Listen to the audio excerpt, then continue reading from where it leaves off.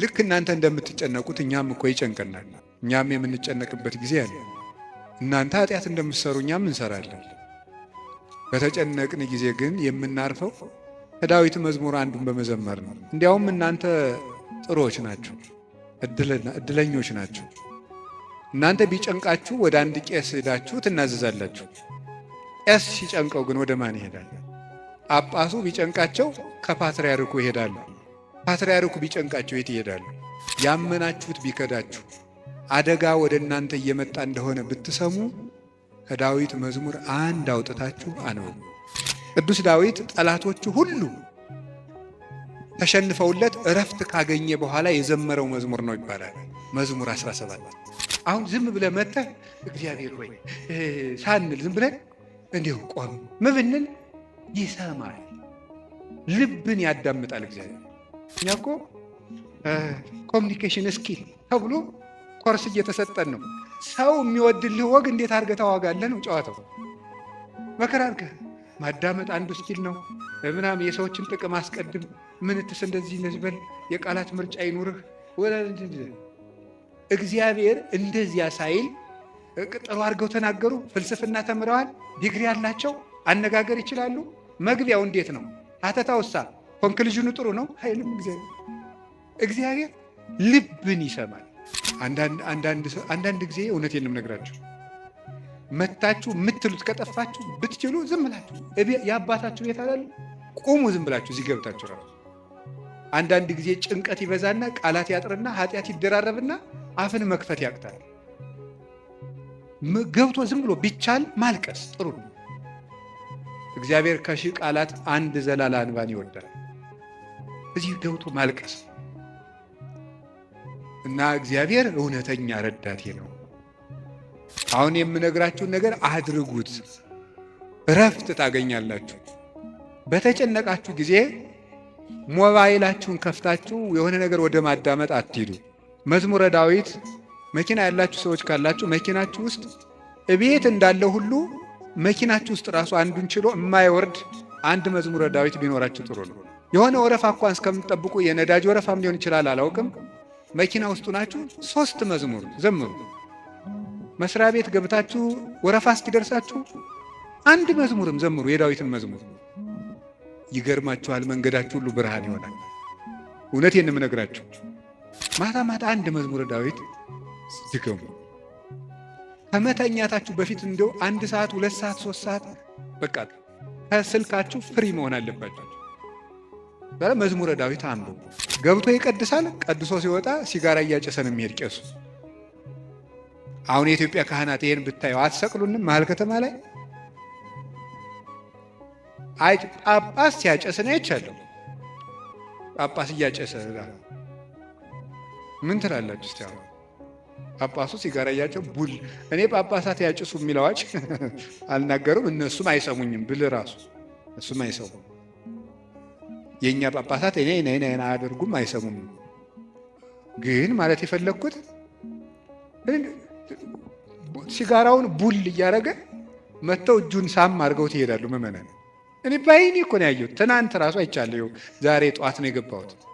አንድ ሰው ብዙ ቀን ክፉ ነገር አልደረሰበትም ማለት መጨረሻው ያምራል ማለት አይደለም።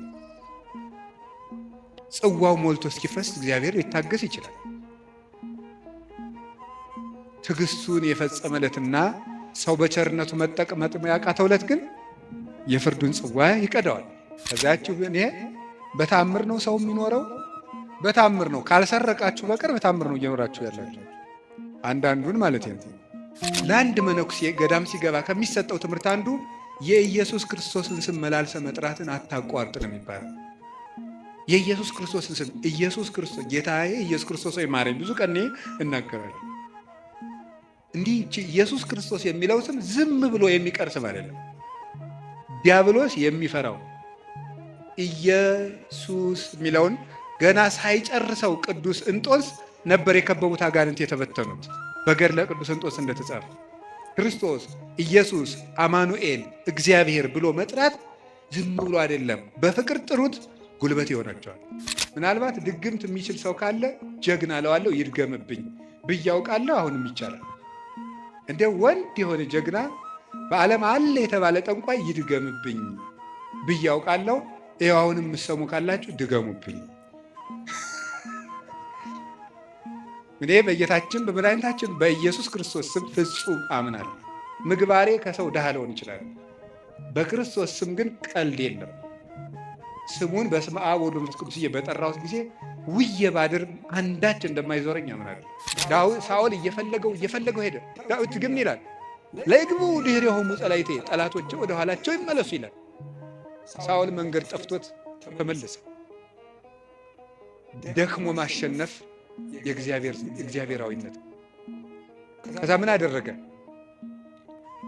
ጎልያድ በመጣ ጊዜ ዳዊት በሰይፍ ነው ያሸነፈ በጠጠር? እስኪ ንገሩኝ። ስለዚህ የዳዊት ጉልበት ሰይፍ ወይስ እግዚአብሔር? ንገሩኝ እንጂ። ጠጠሯ ናት ያሸነፈች ወይስ የእግዚአብሔር ስም? የእግዚአብሔር ስም ከተጫናት ጠጠርም ኃይል አላት። እግዚአብሔር ከሌለው ግን ሰይፍም ያስገድላል። ተሻግሮ ከሄደም በኋላ አቤሴሎም እሱ አባቱን ተከትሎ ሊገል በሰረገላ ሆኖ በጫካው ውስጥ እያሰገረ ፈረስ ሲሄድ ፀጉሩን አሳድጎ ስለነበረ ፀጉሩ ከዛፍ ላይ ተንጠለጠለና ሞተ። ዳዊት ግን ፈረስ ላይ አልወጣ፣ ምክር አላማከረ። አቤቱ የአኪጦፌልን ምክር አፍርስበት እንዳለ የክፎችን ምክር አፍርሶ ዳዊትን ስለታደገው አቤቱ ጉልበቴ ሆይ ሙሉት እናንተ እወድሃለሁ። ሄላትዮ በስመ አብ ወወልድ ወመንፈስ ቅዱስ አሃዱ አምላክ አሜን።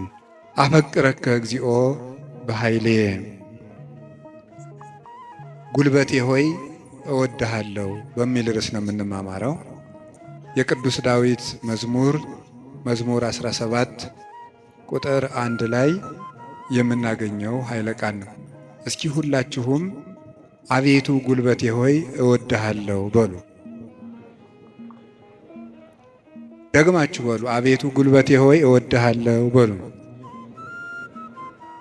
ሶስተኛ አቤቱ ጉልበቴ ሆይ እወድሃለሁ። እሺ፣ መዝሙር 17 ቁጥር 1 ላይ ቅዱስ ዳዊት የተናገረው ኃይለ ቃል ነው። ሁላችሁም እንደምታውቁት ቅዱስ ዳዊት የእግዚአብሔር ፍጹም ወዳጅ ነው። በእንባው የሚታወቅ አባት ነው። ይገርማችኋል፣ በቅድስና ሰው በሚያየው የቅድስና ውበት ዳዊትን የሚበልጡ ብዙ ሰዎች አሉ። በልብ ውበት ግን ቅዱስ ዳዊትን የሚያህል ሰው የለም። ልቡ ውብ ነበረ። ብዙ ኃጢአቶችን ውጣ ውረዶችን አሳልፏል። ነፍስም ገሏል። የሰው ሚስትም ቀምተዋል። ብዙ ኃጢአቶችን ሰርቷል። ልቡ ግን እግዚአብሔርን የሚፈልግ በእግዚአብሔር ፍቅር የተነደፈ እግዚአብሔር የሚጠማውና የሚርበው ሰው ነበር። ጌታችን ኢየሱስ ክርስቶስ በማቴዎስ ወንጌል ምዕራፍ 5 ላይ ሲናገር ብፁዓን እለ ይርህቡ በእንተ ጽድቅ፣ ስለ ጽድቅ የሚራቡና የሚጠሙ ሰዎች ንዑዳን ክቡራን ናቸው ብሎ ተናግሯል። ስለ ጽድቅ የሚራቡ ንዑዳን ክቡራን ናቸው። ይህንን ብዙ ትርጉም ያለው ሲሆን ጽድቅ የሚርባቸው ሰዎች ንዑዳን ክቡራን ናቸው ብለው ይተረጉሙታል አባቶቻችን። ብዙ ትርጉም አለው ስለ ጽድቅ የሚራቡ የሚለው። ካለ እንጀራቸው ቆርሰው አጉርሰው፣ ካለ ልብሳቸው ቀደው አልብሰው መንግሥተ ሰማያትን ለመዋጀት እነሱ ጦም እያደሩ ለወንድማቸው ለእህታቸው ረሃብ ቤዛ የሚሆኑ እነዚህ ንዑዳን ክቡራን ናቸው፣ ብፁዓን ናቸው። ሰውነታቸውን ለመግታት ቀንሰው ከፍለው በመመገብ እየጾሙ የሚራቡ ንዑዳን ክቡራን ናቸው።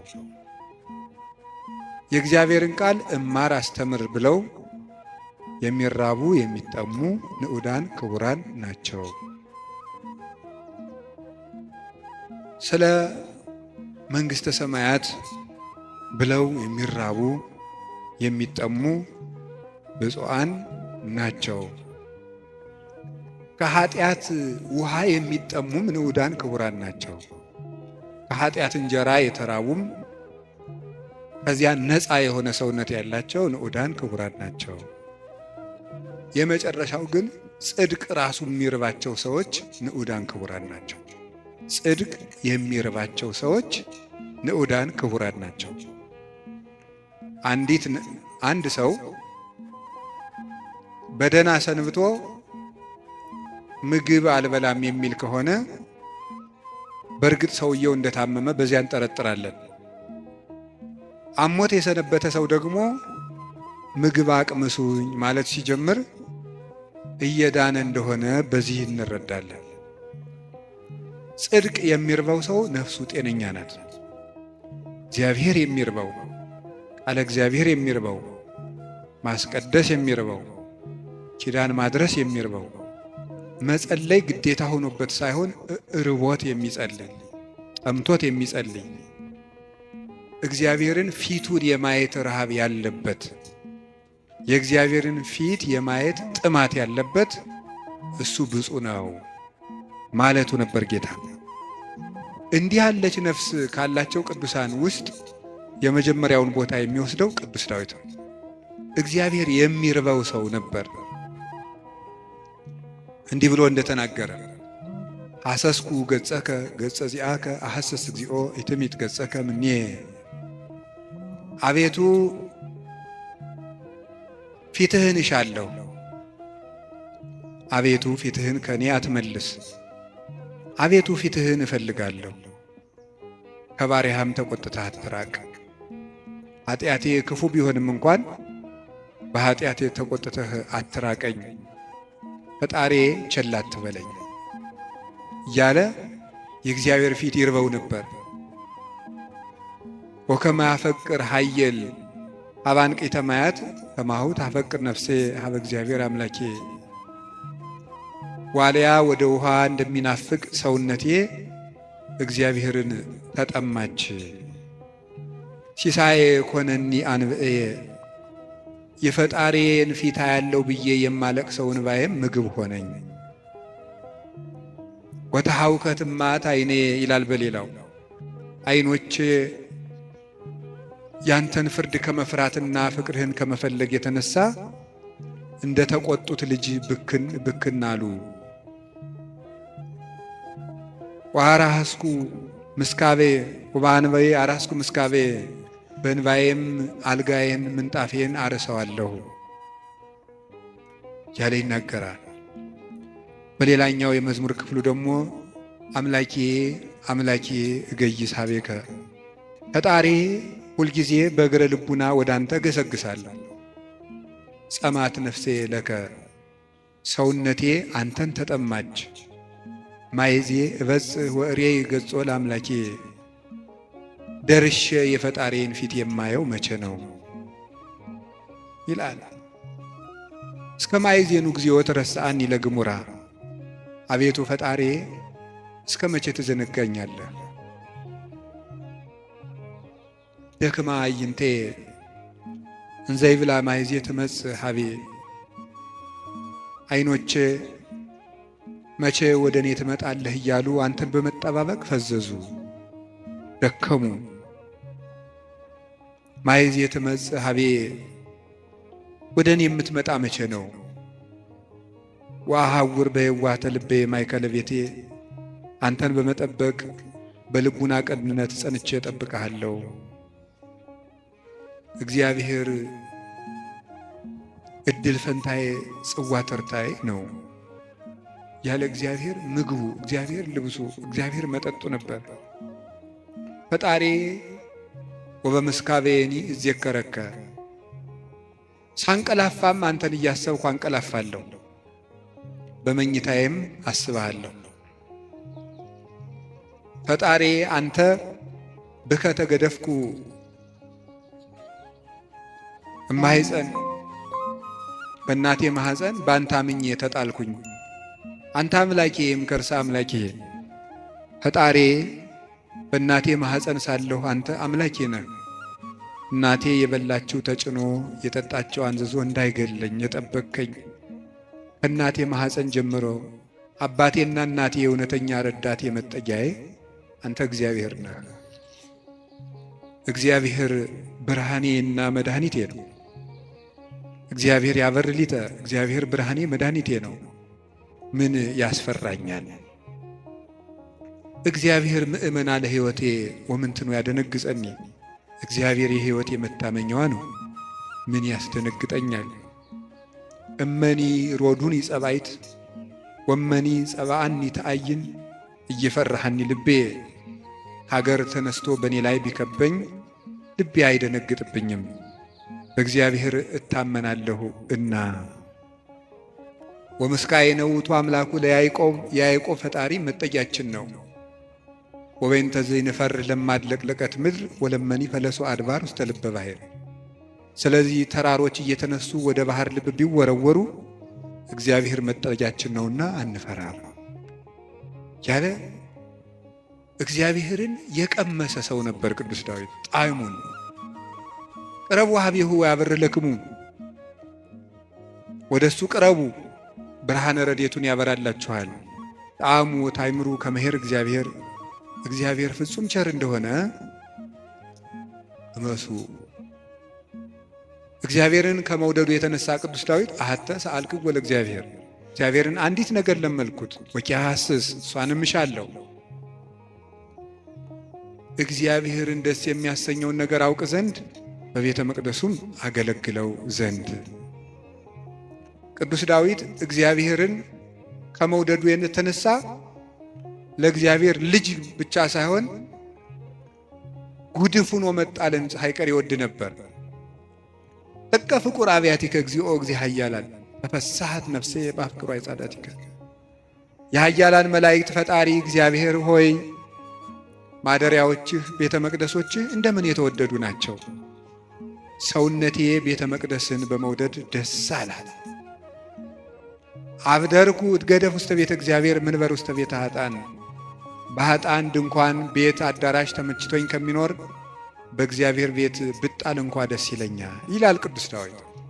እግዚአብሔርን አመስግኖ የማያልቅበት ነው። በተስፋ ባሕቲትከ አኅደርከኒ፣ በአንተ አለኝታ አንተ ብቻ ባለኝታ አሳደርከኝ።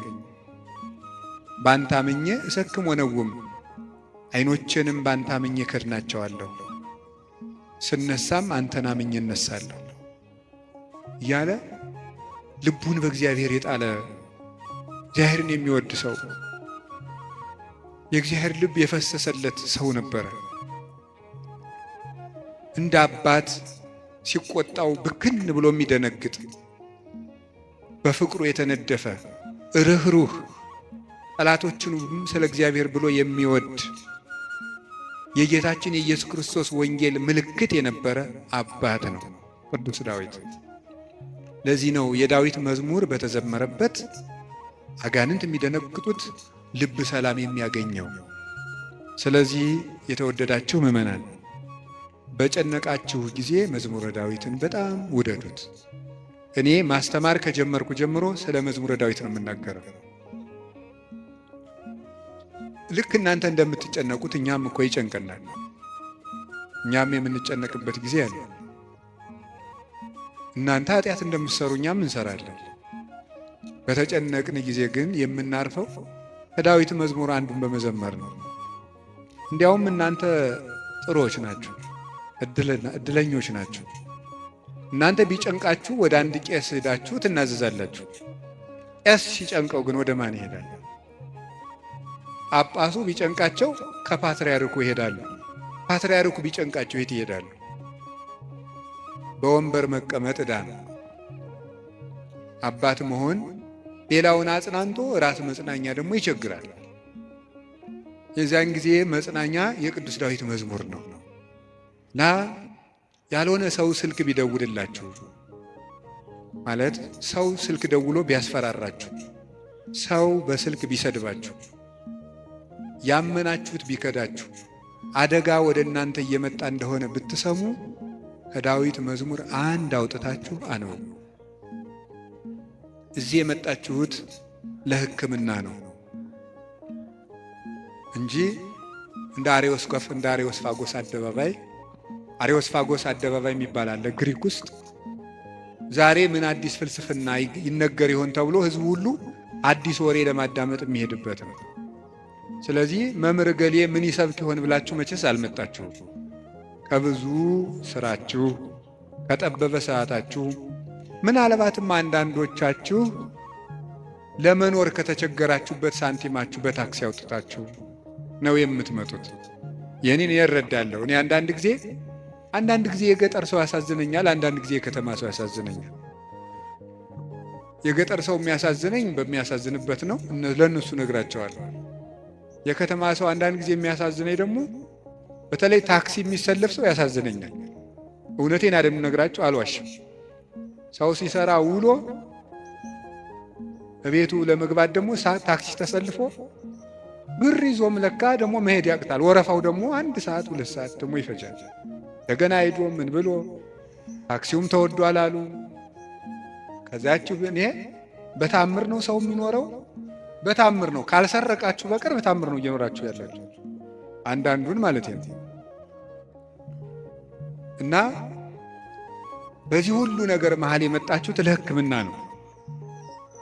ሊታከም የሄደ ሰው የታዘዘለትን መድኃኒት ሲውጥ ነው ድህነት የሚያገኘው።